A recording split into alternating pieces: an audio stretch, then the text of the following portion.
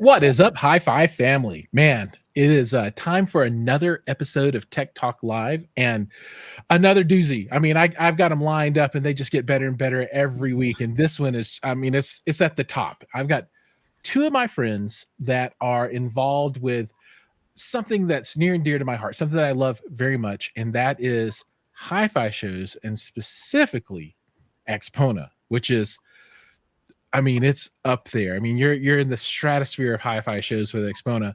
So everybody, let's welcome Mark and Liz to the show. Mark and Liz, hey. Hey, Giles, how are you? I'm doing well. How about you guys? Pleasure to be here. I can hear the crowd. I know they're in the background going, yeah. I need a crowd button. I'm going to get a crowd button so I can make the cheering crowd. That'll be pretty cool. So for folks that don't know, we're about to get into what I call hi-fi show season, right? Next month is the month, and we're really excited here at the Jiles McCoy channel to be able to go up to AXPONA and cover the show for everybody and help folks see the things there. And I thought it'd be a really great idea to have Liz and Mark, who are, you know, a couple of the very important showrunners, to come on and talk a little bit about themselves first, right? So everybody can get to know you. And then also tell everybody about AXPONA a bit. And then we're going to get to the question of the day, which is, why would you want to go to a hi-fi show, and help everybody understand that.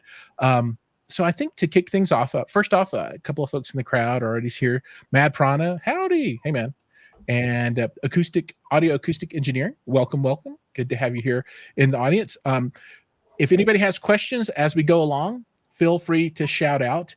And also, look at this. Now we've got a true believer here, a fan, like Stan Lee would say. Goal Pass online and rocking. So thank you so much, Retro Analog 60. Love it. And then Liz, I think we can collect some names, and then maybe after the show do a little drawing and hand out a couple of tickets. With that, yeah, I'd love to do that. Hand out a couple of pair of tickets. Yeah. Right on. So if there's anybody that's watching, you can put your name in the hat, so to speak. Oh, wow. See, I have the best viewers. They're already like, wow, we paid our money. Yeah. But if anybody hasn't yet, and you do want to put your name in the hat, just drop a comment or send me a note, and we'll get that figured out. And a lucky winner will be chosen at random for all the people that raise their hand to attend the beautiful AXPONA.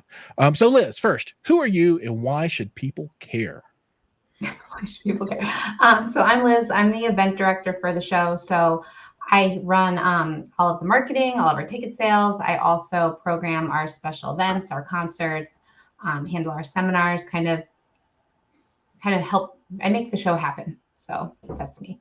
And if you've ever been to this show before, you will see her there all hours of the day going absolutely crazy, getting stuff done.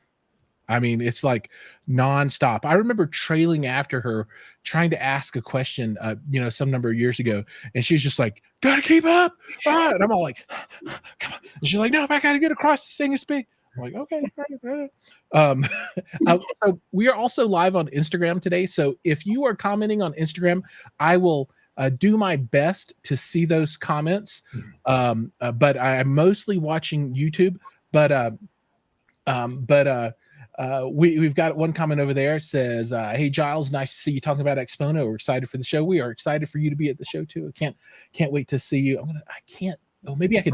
Thanks, Mom. Oh, I can't cut and paste, but in any event. So, Mark, a little bit about you as well. So, what's your function over there? So, I am the global sales director. I make calls all over the world to all brands, distributors, manufacturers, dealers, local dealers, and that's why we have so many exhibitors, because I'm constantly on the phone and talking to people. And it's got to be tough herding all the cats to get them all to show up at the same place at the same time.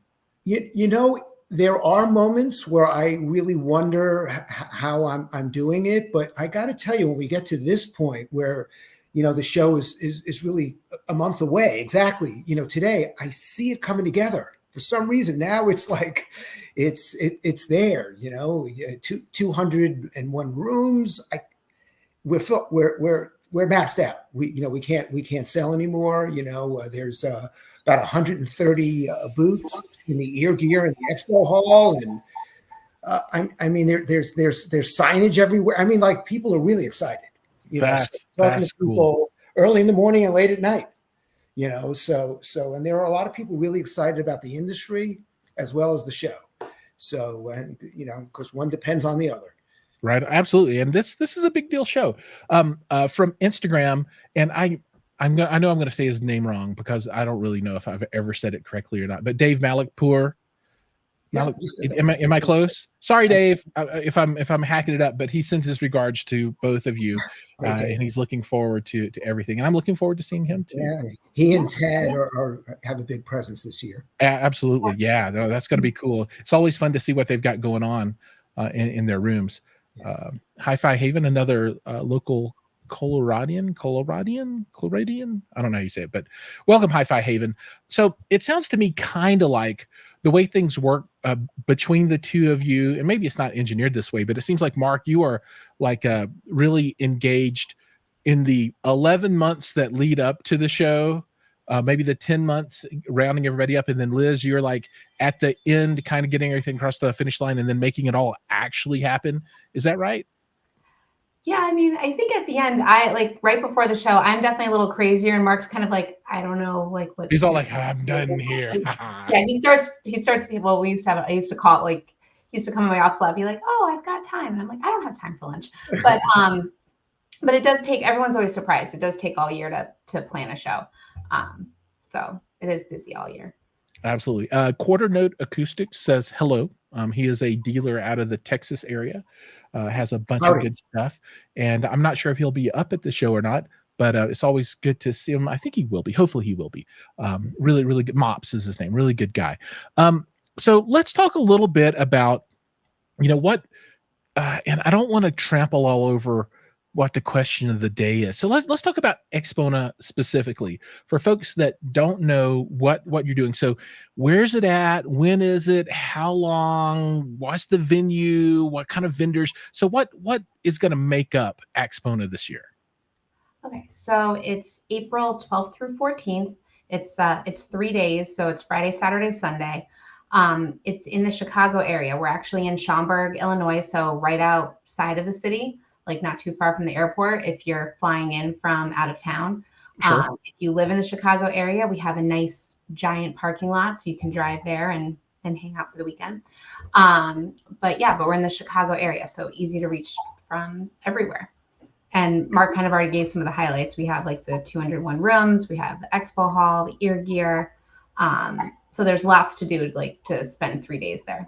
Yeah. So, and just to walk people through it a little bit, right? So you'll get to the venue, and then it's got like this long kind of entryway, right? And then you come inside, and then you have escalators that go up, and then the tower, I guess, is off to the right of there. And the way this works is in that section, there'll be normal hotel rooms that are converted into listening rooms, right?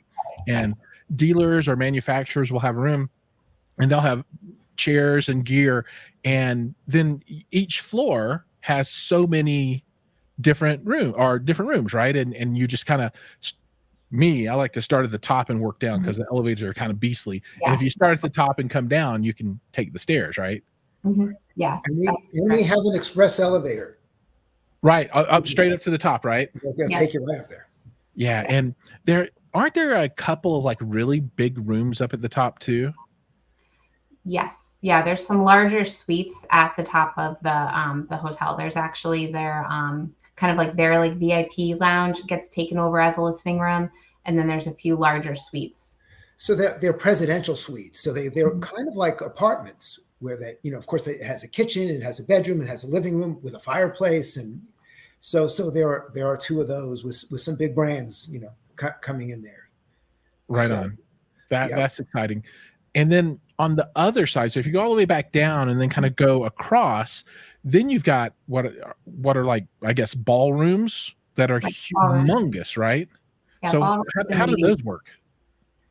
So, I mean, so those are convention center space. So those are already, you know, empty hotel, like those are already like empty spaces, but same thing.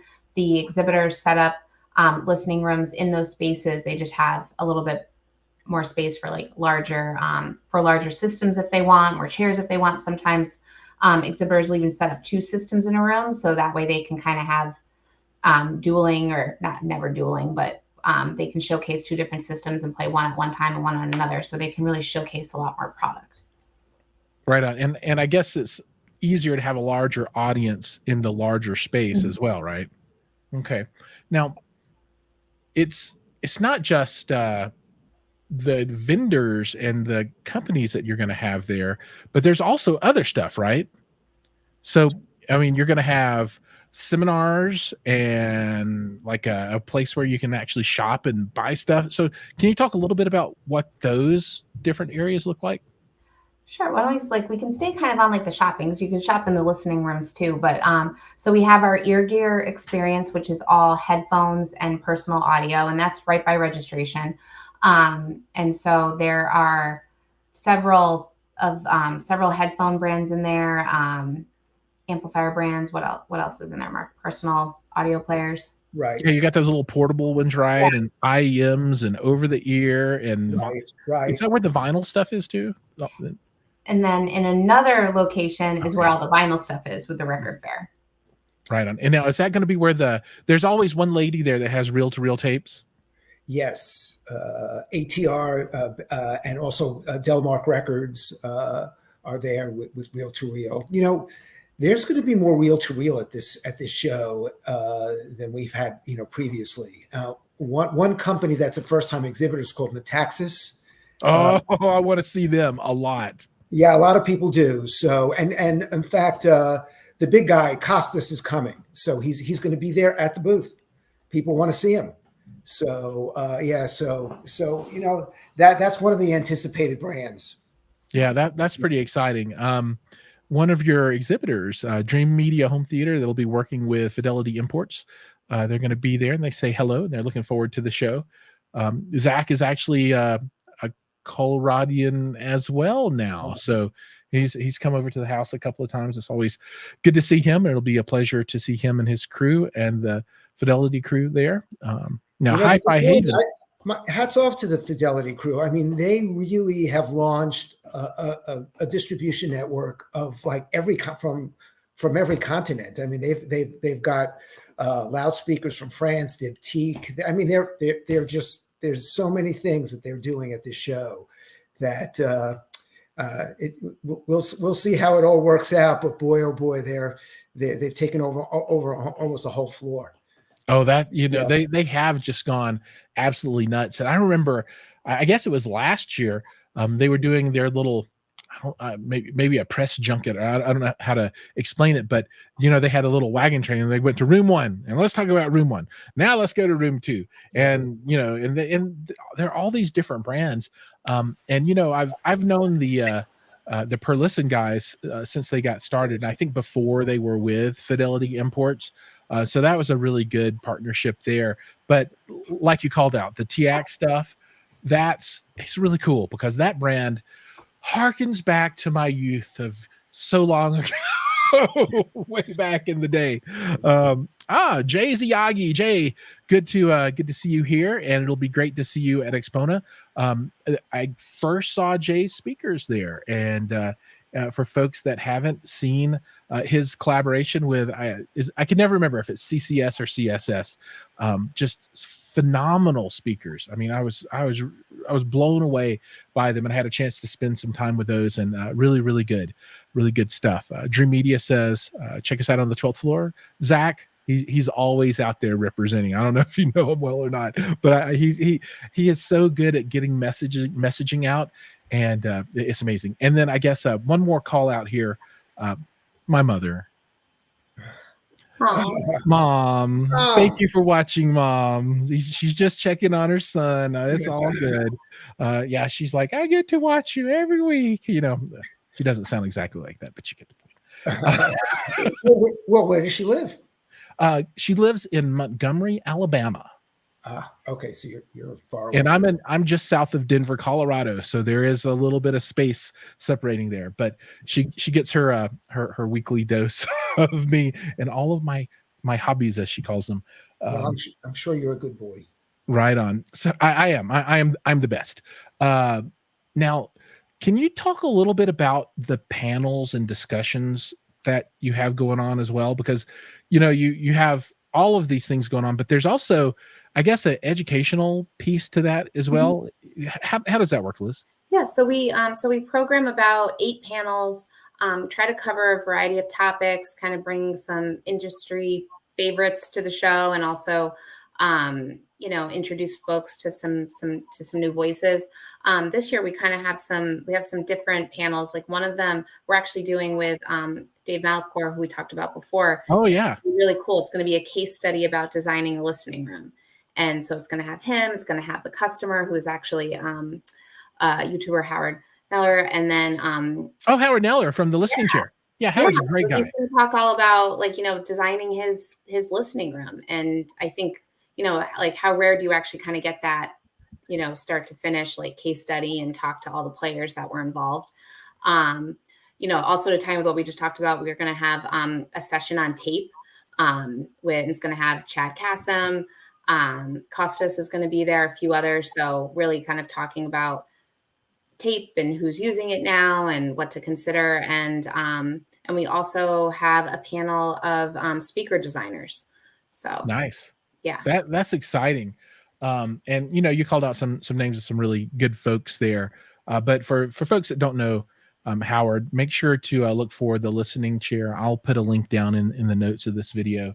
I'll also put a link to Jay's stuff and Dream Media Home Theater. So anybody that's in here, free advertising for everybody. Yay! I'll make sure they're links for everyone. But this is one of the things that I really like is this is really an opportunity for all of these, kind of faces and names and potentially personalities as well inside of this, what's kind of a small niche, right? Mm-hmm. To get together and everybody can have access to all this brain power, right? You get to see millions and millions of dollars worth of gear. There's no dealer showroom that you could go to and see this stuff, right? And have an opportunity to sit and listen. And there's no other single place where you could go and listen and hear from all of these experts talk about these things and share their knowledge that they've gleaned over years and years and years of figuring out how all this stuff works. And then you also get to see the beautiful people like me, right? as well, for whatever that's worth. So it's really cool. Shabrubin says, so Jiles, doing this and being known for years. I don't know exactly what you're saying, but yes, it's known. How long have you been around AXPONA? 10 years, 20 years, 200,000 years? 100,000 years. Over 10 years. I lost track. I'm I can't believe I did that because we lost a couple of years there. I know we lost a couple of years, but I just know I started in 14. Yeah. So this is my 10th year. Whether we did it through COVID, I know we took 2 years off, but 10 years. Mark and I have been working on this for 10 years, and I think it's maybe the 11th show. Okay, nice. It seems longer to be working with me for her. It seems longer for her. For me, it's gone fast. Right on.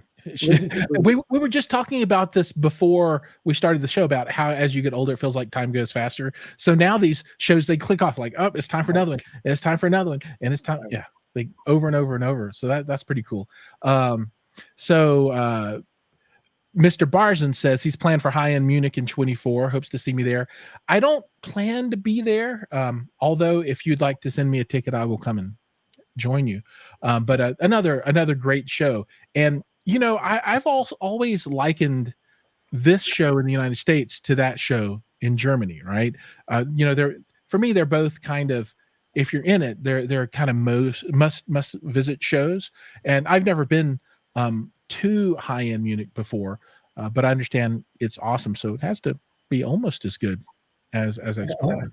It's a great show. It's way further away. Yeah. We've both been there. It's also a terrific show. It's terrific for the industry. Yeah. Right on. Really nice. Yeah. Dave over on Instagram says that it's been a fun project and working with Howard has been great.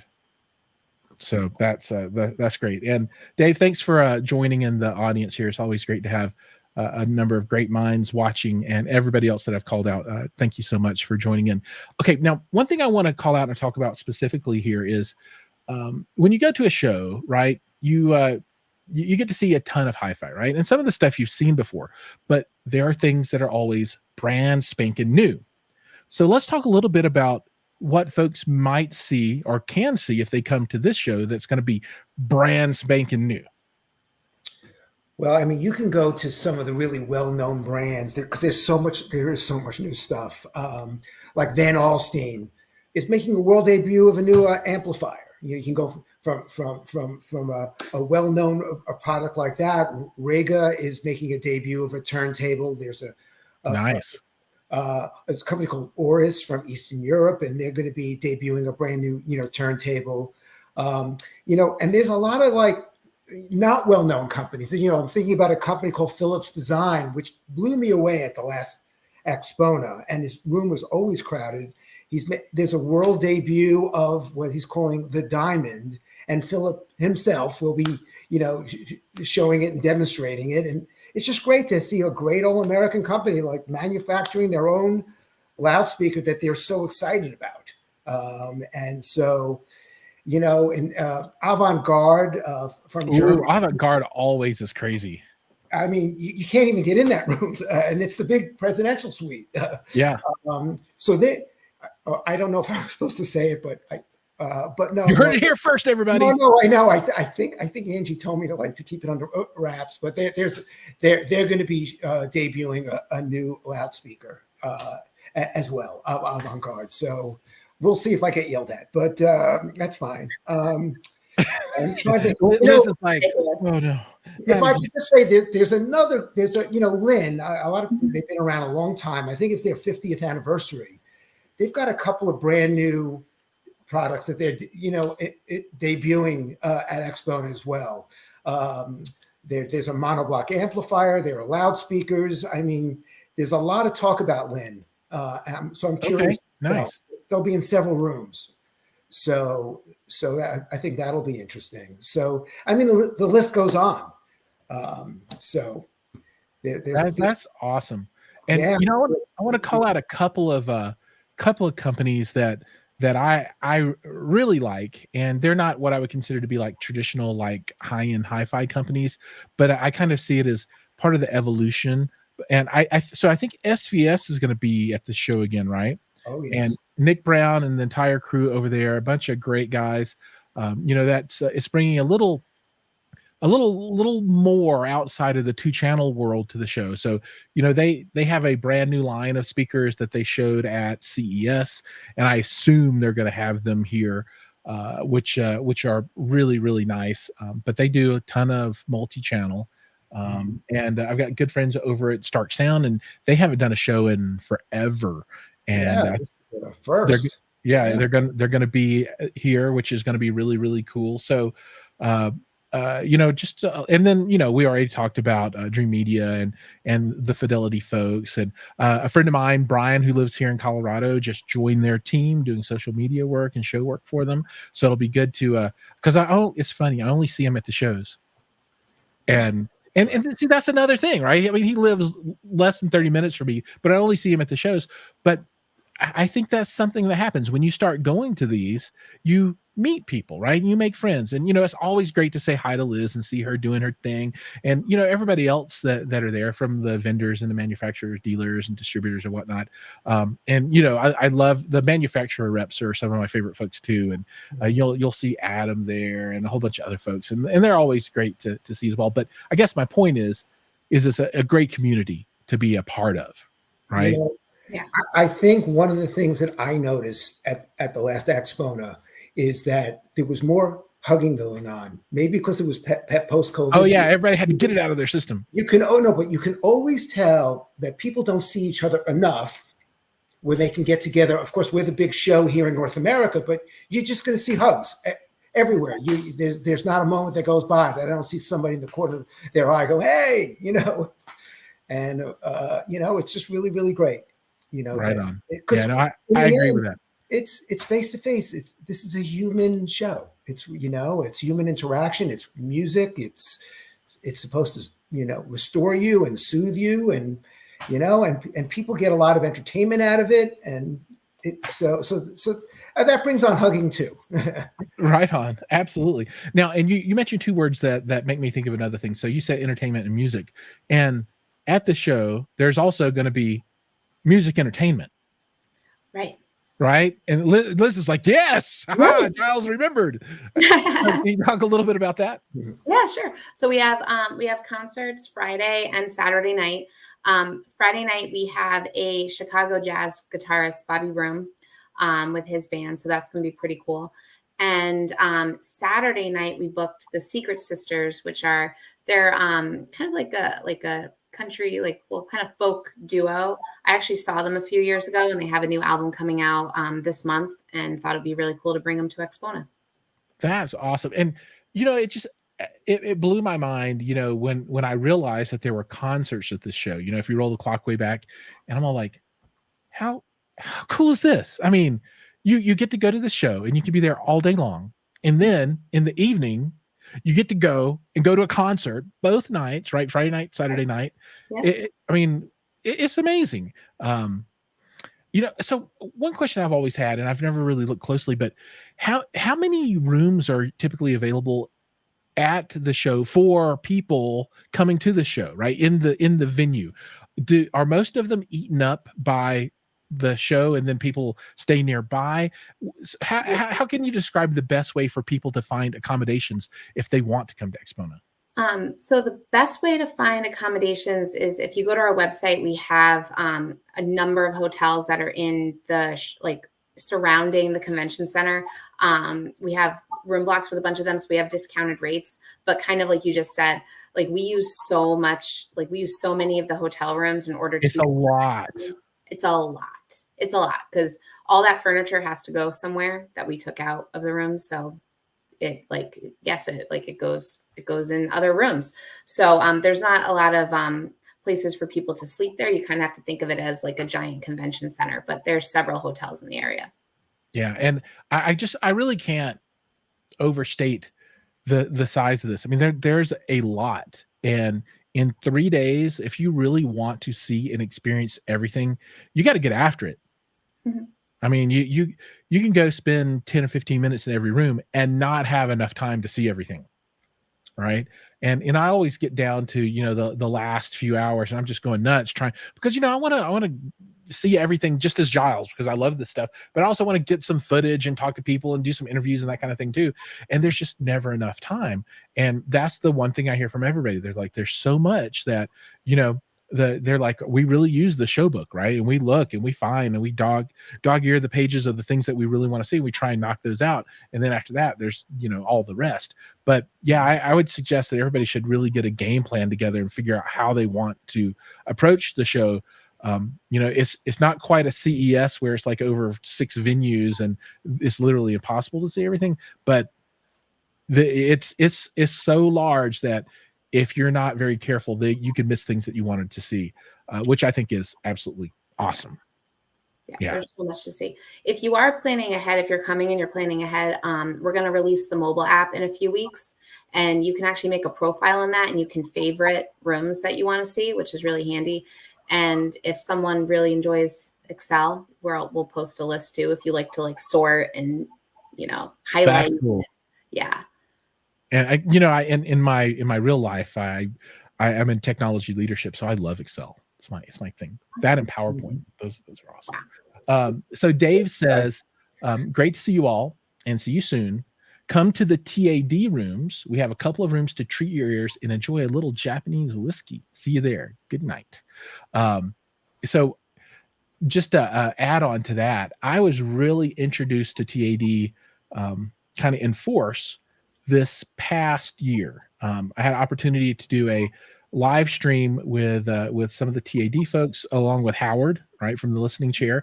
And then I had an opportunity to demo and create some content for their stand mount speakers, which I can't remember the model of right now, which were just outstanding. So yeah, that was not a new brand by any stretch of the imagination, but one that I hadn't had a lot of personal experience with. And this show was ultimately the conduit for all of those things, right? So everybody should come out, check these things out. I mean, it's really, really good stuff. So I do want to shift gears now and move into the question of the day. And I am getting a handful of questions coming across for home theater stuff and other unrelated kind of things. And after the question of the day, I'll say goodbye to Liz and Mark, and then I will open this up to a general forum for any questions that anybody wants to pose, and we can talk about whatever and some movie stuff and other things that I want to chat about as well. But before then, it's now time for the question of the day. And today's question is, why would anybody go to a hi-fi show, just any hi-fi show? And I'm going to ask Mark and Liz to give me their top 3 reasons each. I'm putting you on the spot of why somebody would go to these shows. All right. So I can see the wheels turning, and I'm going to pick Mark to go for. Maybe we'll go back and forth. So Mark, what's your number 3 reason of why someone would go to a hi-fi show? It might be the only place and way that you can experience something that you've read about. That's awesome. Yeah. So as you mentioning before, at these shows, you have so many different vendors, so many different distributors, manufacturers, all in one place. There is no showroom anywhere that I can think of that has this kind of selection. And you're right. If you're reading Stereophile or looking at something on the web, I bet it's going to be there. That's really cool. Awesome. Okay, Liz, your first number 3 reason. My number 3 reason, I'm going to say to kind of like we were talking about before, like meet friends or meet with the community, kind of hang out with other folks that love audio, love music. Right. Okay. So it's all about the community, feeling that family vibe, getting to see those folks again. I like it. All right. Mark, your number 2.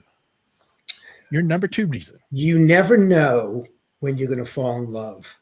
And that could happen with a person, or it can happen with something that is not human, but makes you feel human. And you never know when that's going to happen. And that happens at an audio show.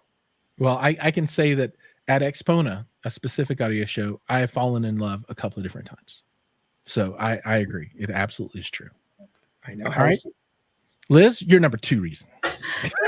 Beautiful. How do I follow that? It's a tough one, and you're only on your number 2. I'm only on my number 2. Okay. All right. I'm going to say to learn from industry experts, kind of get some demonstrations, learn about how to start a system or how to improve yours. Awesome. Yeah. I mean, the brain, we talked about this, the brain power of this show is overwhelming. I mean, everything from loudspeaker designers to people like Dave that are doing room design and building, facilities for taking advantage of the gear, all the way down to we end users, right? That can give you our practical experience of what's worked for us versus not worked for us, right? I would say if you have a question, ask anybody, right? I guarantee you almost everybody there is going to have an opinion for you. Maybe some better than others, but most of them probably pretty solid. All right, now drum roll. Mark, your number 1 reason someone should attend. I can't think of a better way to spend money than at an audio show. And I'm going to tell you, there's something about owning, whether it's a piece of loudspeakers, some high-end audio loudspeakers or another component that actually makes your listening experience better, or even something like buying a new record. It does buy happiness. I think spending money at a show it's a noble thing to do for yourself. It is a really good investment, right? Because these are pieces of equipment that you can use year over year over year, and you can pass down, right? And I've got a concrete example of this. So my father, and he passed away years ago, has a reel-to-reel tape player that my mother has, and it's been in a box in a shed in Alabama for years. And she is going to dig that out and send it over, and I'm going to have a project where I restore this reel-to-reel that was bought in Korea during the Korean War. Wow, that's so cool. Yeah, so that's going to be a fun future project. You're right. I mean, this stuff is stuff that'll stick around, and you can enjoy with your family and your friends, and or just alone if you want to. That's great. All right, now what's the French phrase? The pièce de résistance. I don't know how to say. The last little thing. Liz, you get the honors. Liz's number one reason to visit a hi-fi show. It's fun. Oh, snap. It is fun. That okay. It might seem simple, right? But go ahead. No, I mean it's fun. It's like I mean, where else can you experience your favorite music on all of this wonderful equipment? And it's fun. It's just And I think that sums it up really, really well. It is absolutely fun. And you know what? I think that probably cuts to the heart of the reason that any of us do this. It's because we like it, right? It makes us happy. It's fun. It's good, right? And all the other stuff kind of floats around and it adds to the experience. But you know what? If it wasn't fun, nobody would do it. Right? It just nobody would go. They were like, "Oh, that's no fun. I'm not going to that show," and then there'd be no show. So no, that's really awesome, Liz. Thank you for that deep insight into the psyche of a hi-fi show attendee. All right. With that, we're going to close out the question of the day, and we're going to say sweet adieus to I don't even know. Did I say that right? Sweet adieus to Mark and Liz. I do. So thank you so much for joining us tonight and letting us know all about AXPONA and all about hi-fi shows in general. So thanks. Thank you. Thanks for having us. We'll see you in a few weeks.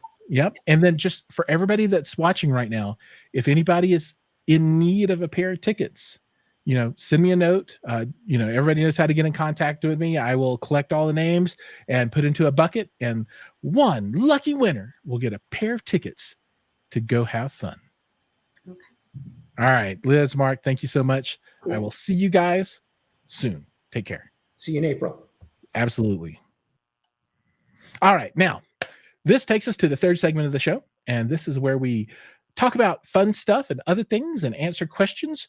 And there are a handful of questions that are queued up right now. So what do we think of the Perlison, Trinov, and Kaleidoscape Troika, or maybe the trifecta? Personally, I use in my theater right now, I have Perlison subs, Trinov processor, and a Kaleidoscape system. So it's the older Kaleidoscape 6 terabyte integrated server player, the larger unit, the older style, and then the Perlison D15S, a couple of those 15s in the front of the room, and then the Trinov Altitude 16 and Amplitude 16. So from my point of view, I think they are absolutely wonderful pieces of equipment. And I still have the Acurus in the rack, and I still use that as well. So I've got a Acurus Act 4, another outstanding, wonderful piece of equipment. Really depends on the money you want to spend or the money you can spend, and then some of the features that you have to have, which is the distinguishing points between both of those. I will say that both of them sound outstanding. They're really, really, really great pieces of equipment. And it just really depends on personal taste to a certain point. Once you get up into the rarefied air, you need to look at the features that you need, right? So if you need a 32 channel processor, then, Acurus isn't going to do it. You'll have to move up to an Altitude 32, right? But if you don't want that, then, you have more choices, right? So, do you want to use a Storm? Do you want to use an Acurus? Do you want to use a Trinov? Do you want to use, JBL? Do you want to use a Marantz? Do you want to use one of the new, I can't think of the name of the company. There's a bunch of different options out there, but I guess to answer your question directly, what do we think of those three? I think they're freaking awesome. They're really good.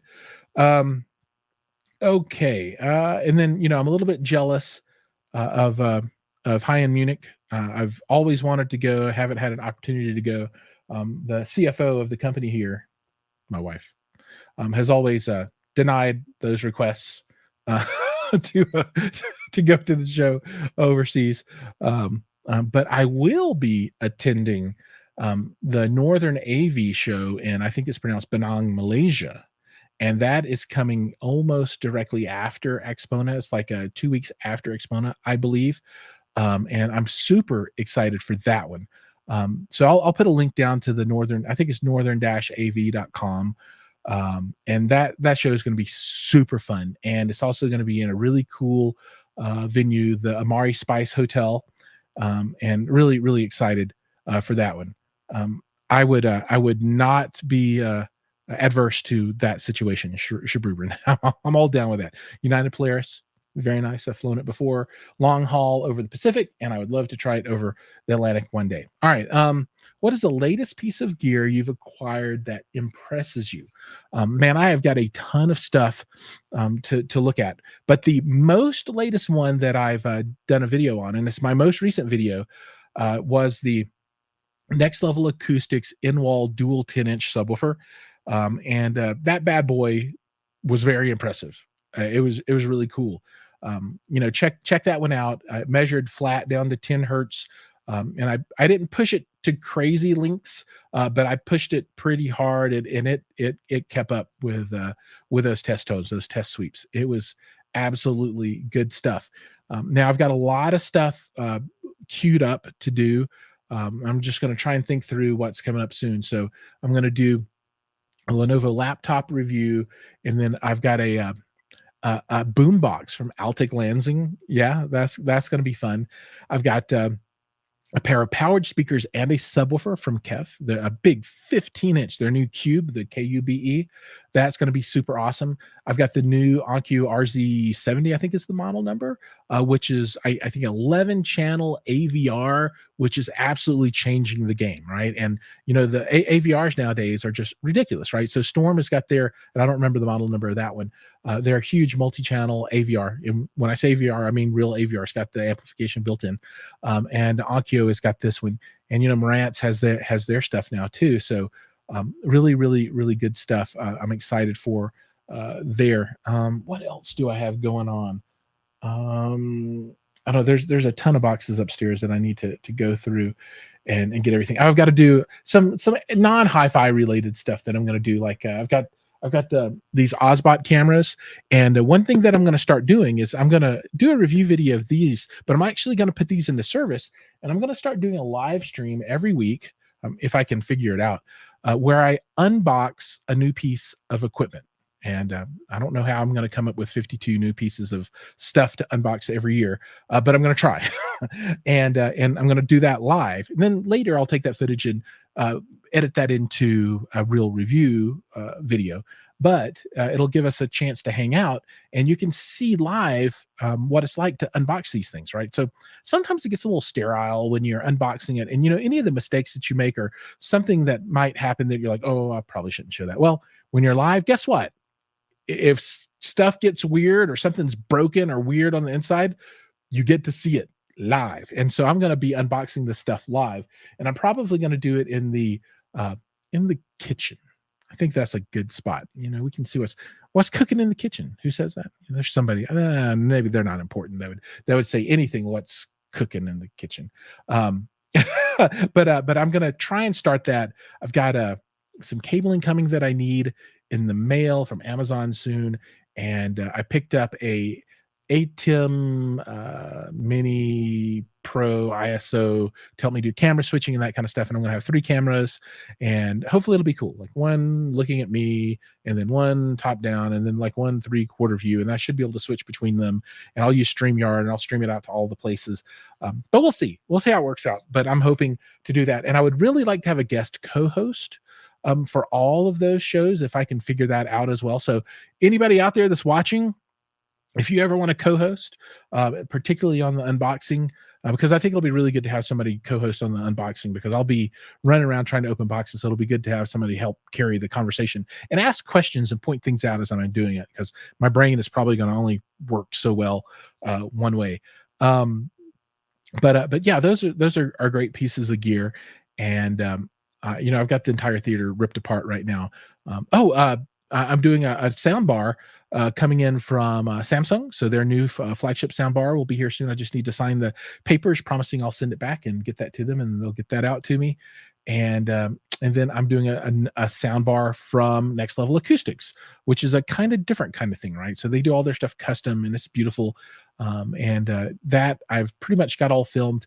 And Zach from Dream Media was over, and we unboxed that together, and listened to it and put some thoughts down on tape or onto digital bits as they are now.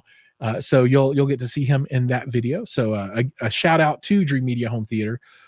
They've been great supporters of the channel, and it's always exciting to do work with those folks. So if anybody has any home theater needs, there'll be a link down below. There's a form, you can fill that out, and I'll make sure that gets over to them, and they will be able to help you design and build the room of your dreams, whether it's 2-channel, multi-channel.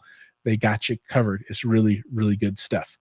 All right. I think we're running out of questions here, so I'm going to go ahead and just make a little bit of what used to be, what did I used to call it? Content Corner. Do you guys remember the day way back when? Content Corner. So we'll do a little content talk. I have a question on Instagram. Sorry, Instagram folks, I have you in a different window because they don't integrate all the comments here into StreamYard. What's about the Jack Martin speakers? Jack Martin speakers? I don't know a Jack Martin speaker. And that's Isadi. So if you have any more, there's Martin Logan speakers. I know those, but yeah, if you can give me a little more information on your question, I'll try and answer it. But I can't think of a Jack Martin off the top of my head. If anybody else knows what Jack Martin is, let me know in the comments. But from a content point of view, so the big news a couple of weeks ago was obviously Dune 2. We talked about that at length. Absolutely stunning movie. It's brilliant. But I've been watching some TV, and let's see. What is the new stuff that I'm watching? I'm watching Mr. and Mrs. Smith, which is a adaptation, I guess, of the movie that is, I think, out on Amazon Prime. And that's got, I'm really bad with the names. Like Maya Erksoon. She's the female lead, and the male lead is Childish Gambino. Donald Glover, I think is his name. And I've watched the first episode of that, and it looks promising. I've watched the first episode of season 2 of Halo, and that looks good. And from Instagram, it says, no, it's the tower speakers. Oh, that's not helping me. I don't know. There's a lot of towers, so maybe you can be more specific or put a link in or something, and I can try and follow it and give you my point of view. And then I still got to go back and watch a bunch of Star Trek stuff because, as you all know, I spent about 3 months watching all of Stargate back, maybe even 4 months, and that ate up a lot of time, and I got behind on a lot of contemporary content as opposed to the older content. All right, so we have a comment on soundbars. In my opinion, the soundbar has nothing to do with cinematic sound. I would say that sound bars are head and shoulders above what they used to be. But I think you're probably right when you get to a certain tier, right? You will go beyond what a sound bar can do, particularly because a sound bar is only so wide. And if you're doing a really, really big screen, right, projection or a panel screen, and I'm all in for panel screens. I tell everybody knows if you've watched me before, I'm all in, and I am actively trying to figure out how I can get a 120 2:4:1 ratio tile screen in my theater. I don't know how I'll ever do it because I don't have $200,000 laying around for it, but that's what I want. And I think that's the future. The prices will be coming down, but they need to come down a lot more. But what happens is if you want that really wide soundstage, you have to go wider than what a soundbar can do. So in my mind, that's really the limiting factor on a soundbar. So if you scale all this down into a room that's smaller, where you really can't effectively install that kind of gear, big towers or whatever, in walls or on walls or whatever, then a soundbar really comes into its own. At at CES, I got to hear the new Klipsch stuff, and it's the small new Klipsch stuff. So, Klipsch soundbars have been pretty good, but these are even better than the older ones. And they have a bigger, badder version, bigger, badder, meaning good, better, more gooder, version that I didn't get to hear, but it sounded remarkably good. But I agree. It's, there are particular use cases that you want, and you'll want to choose the gear specifically. All right, so let's take some more opinions on this one. Samsung soundbars and QD OLEDs rule. Okay, I agree. I'm a big Samsung fan. Everybody knows that too. I've even got a Samsung refrigerator and a Samsung washer and a Samsung dryer. Taken from a man who had to deal with a divorce and man cave home theater. Oh, sorry to hear that. That's no fun. And rewatched everything in my son's new room with the Samsung Q Symphony. Yeah, Q Symphony is really nice, right? So it lets your television speakers and your soundbar speakers, as long as you're in the Samsung ecosystem, all work together. And it's really good. And I use Q Symphony in my breakfast area because I've got I think it's a 50-inch frame television with their little tiny narrow soundbar from, I guess, 2 years ago. And I've got installation videos for both of those pieces of equipment if you're curious about it. But using those together has been outstanding for that little area. Now, it's not cinema grade, right, by any stretch of the imagination. But man, it's I watch a lot of content there. And that is where my kids, who don't really watch a lot of TV or watch a lot of movies, they're definitely, they're 15 and 12. They're definitely into mobile devices, and they would prefer to have some headphones and or even earbuds, anything that's wireless with a tablet or a phone, and that's their preferred method of consuming content. But that's where they watch most of their non-tablet stuff. Although they could just come right over here to this room, right over there, and have a full projection theater with a 7.4.4 system, but they don't. Kids these days. So my little boy is watching Oppenheimer 4K on a Samsung Gear. That's great. Yeah. I like I said, I'm a big fan of Samsung. I've got their top of the line soundbar on the way as soon as I send in the paperwork, and I plan to review a number of televisions. Oh, one I forgot. TCL. I've got a TCL 65-inch that's just absolutely stunning. It's like $500 television, and it just kicks butt, right? It's not even their high-end stuff. And I'm just thinking to myself, man, people got it really, really good these days. I mean, just really good these days. All right. Mad Prana says, if reel-to-reel is still a thing, is there hope left for mini discs? Reel-to-reel is a thing, and it's a thing because it's analog. I do not think there is any hope left for mini disc at all. And I really don't know a lot about the technology. I lived through it. I never owned any of it. But is it an analog recording on there, or is it digital? I don't know. I don't know. But I am not aware of an underground resurgence of mini disc aficionados. If you got to the store, right? There's plenty of CDs still, depending on where you go, and vinyl, right? Not at Best Buy. But I don't know of anywhere that sells mini discs. It's like no one sells laser discs. No one sells 8-tracks. Although there are people that sell cassette tapes. And cassette tapes is a absolutely horrible, nasty, dumb way to listen to music. Unless you love it, then more power to you. But it doesn't sound good to me. I mean, it's just tape hiss and blah, blah, blah. And I've got a tape player. And my wife absolutely adores cassette tapes. And she's got a scad of them and listens to them. I don't like them. Right. I'm a digital guy, and I cut my teeth on CDs. And for physical media, for audio, CD is the way for me. When I was really young, it was 8-track. And I can remember going to my grandmother's house and putting the 8-track in, and then you had this little button where you could try to change the channel, so to speak. But I never really liked the 8-tracks. CD, absolutely love it, right? And then VHS tape, eventually the DVD came out, and I was sold on that too. And I just, moved away from all the other stuff. Mad Prana has a collection of mini discs. Well, I would say that if you are going to be you should be the mini disc leader. You lead the charge, man. Take back the mini disc and make it real again, right? Bring it back to everybody's attention. I don't know of anybody else that's got a big collection of mini discs like that. I think you are probably have a pretty rare collection. There are a lot of people with vinyl, a lot of people with CDs, a lot of people with other stuff, but maybe I just have missed it, and I just don't know of this mini disc subculture that's out there. But I don't know. Hi, Dad.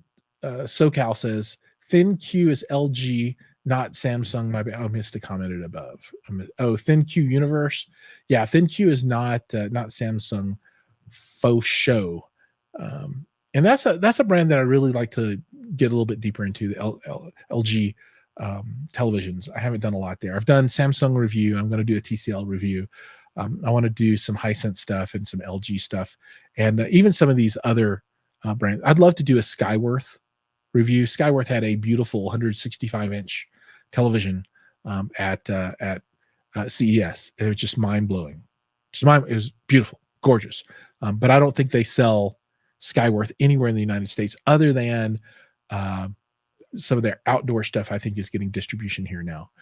So that would be really cool to check out.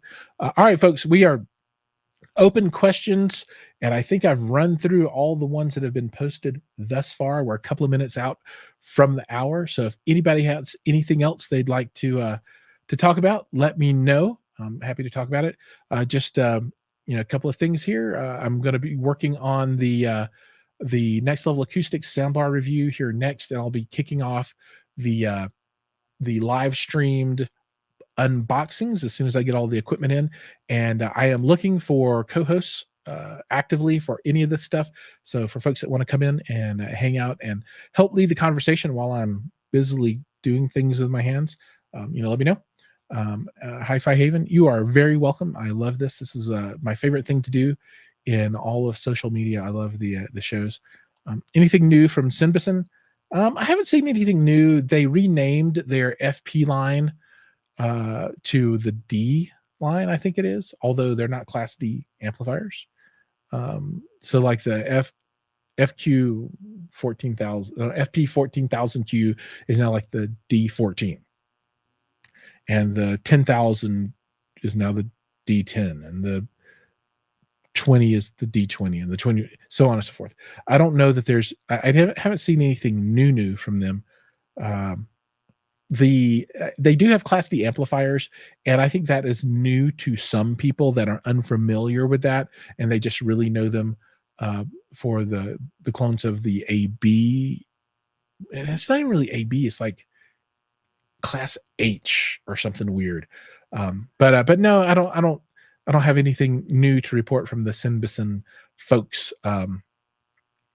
And I can't wait till Jiles does large format LED 100-inch Hisense and TCL reviews.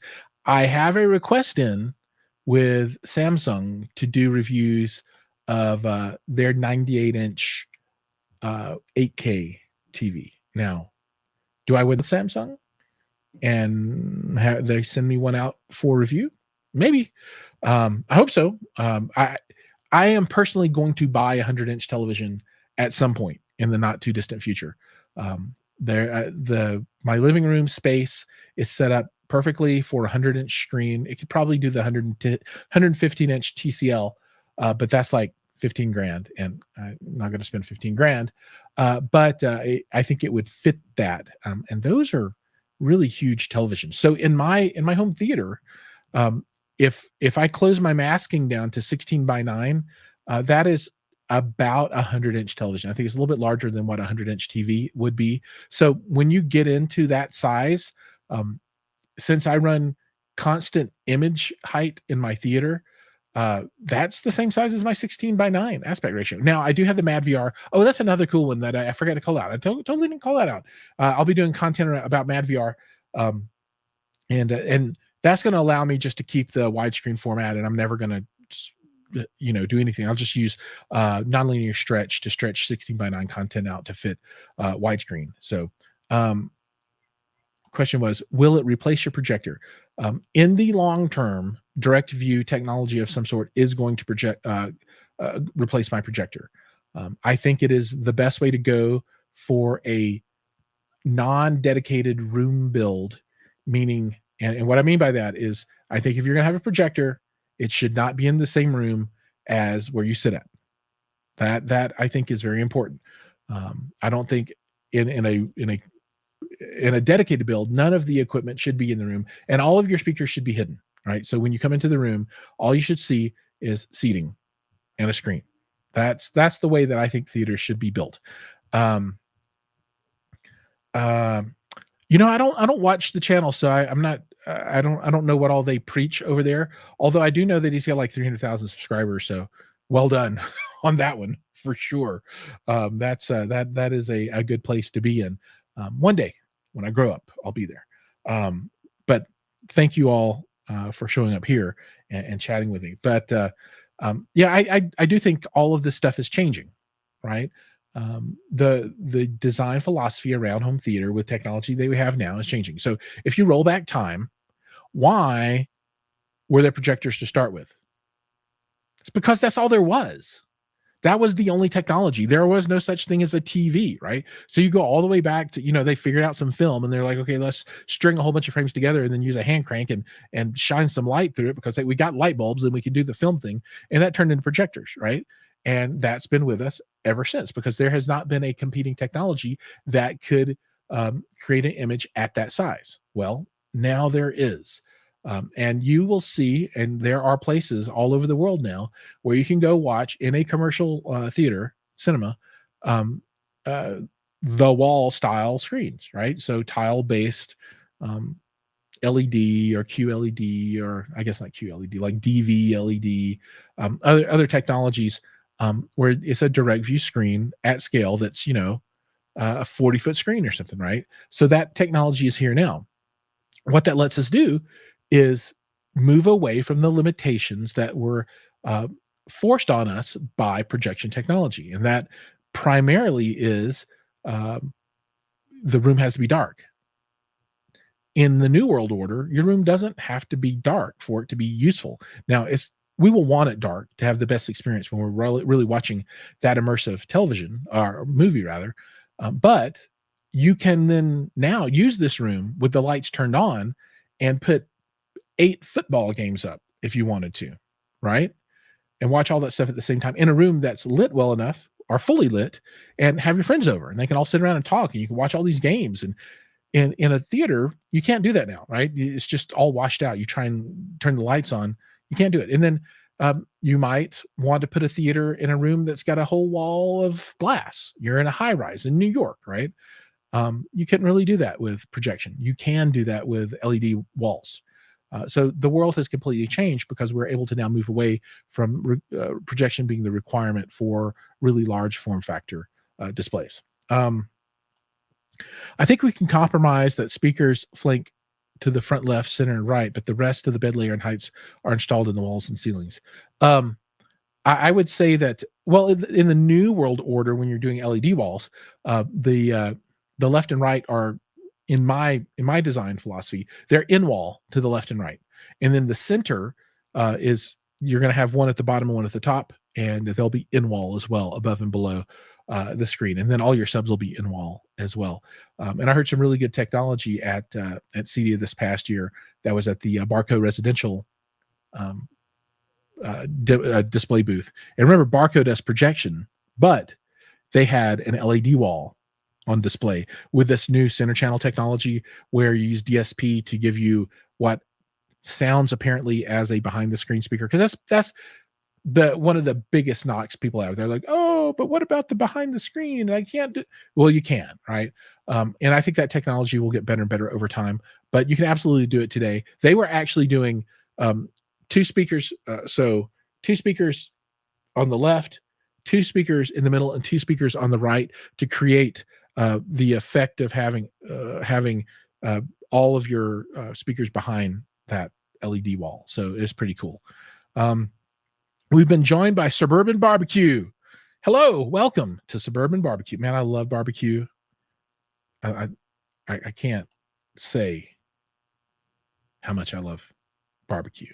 I absolutely love barbecue. It's one of the wonders of the world, barbecue. Anyway, enough of that. All right, folks. I think I'm just about talked out. My voice is almost gone. So we are going to call it tonight. Everyone out there, thank you so much for joining. And remember, we will be here every Tuesday night at 7 p.m. Mountain Time with a guest and sometimes with a guest co-host. Talking about all kinds of cool things, everything from 2-channel to multi-channel to other technology as well. This is the spot. And I want to see you guys all again here next week. And remember, keep your eyes out. Make sure you're subscribed to the channel because I will be doing live unboxings and all the shenanigans that are involved with that as things that we cannot anticipate happen. And man, I'm telling you what, I've done a lot of these videos, and the unboxing piece of it, if you want to see some shenanigans, that's where they happen at, right? And that gets all edited out. Everybody cleans those unboxings up to make them these nice little cinematic kind of sequences. And if you want to get real, the unboxing, when it's not edited, is about as real as it gets. So I'm looking forward to doing that with everybody too. So make sure to like, subscribe, ring bell, do all those things. See you guys in the next video.